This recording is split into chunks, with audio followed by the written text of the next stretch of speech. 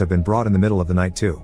Peter explains what the problem is again, and as a solution, Jared says they should sell it all tonight. Sam clarifies that while this is indeed possible, they would be selling valueless assets through lies, so when the truth comes to light later, it would destroy the company's reputation and they would never be able to sell to these people again. This will kill the stock market for years.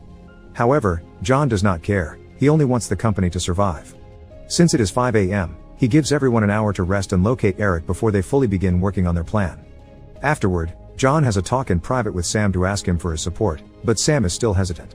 Jared and Sarah have a chat too, and Sarah warns him not to screw her over with whatever strategy Jared chooses or she will bring him down with her. Eric's wife calls the company to tell them her husband has finally come home, but he does not want to talk to them. Sam sends Will and Seth to pick him up and warns them not to tell John's people or they will scare him off. Meanwhile, John stops by Sarah's office to tell her she will act as the scapegoat for the firm's over-leveraged position and asks her to resign after the fire sale. Sarah reminds him that she did try to warn him and Jared about this and was ignored, but John warns her she is not in a position to fight about anything. At least though, he promises to pay her well. In the garage, Will and Seth are waiting for a car when they are approached by Jared, who shares his and John's concern about Sam possibly not supporting the fire sale. He needs to know Will step up if Sam does not, but Will dodges the question by saying he is sure Sam will do the right thing.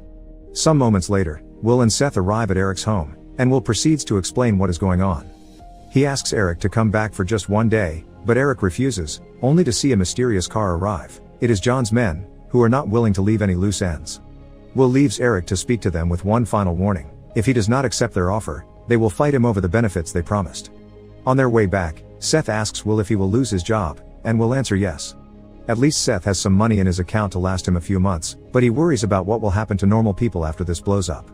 Will scolds him for such thoughts, reminding him he will not survive in this business if he worries about the normal people, who get angry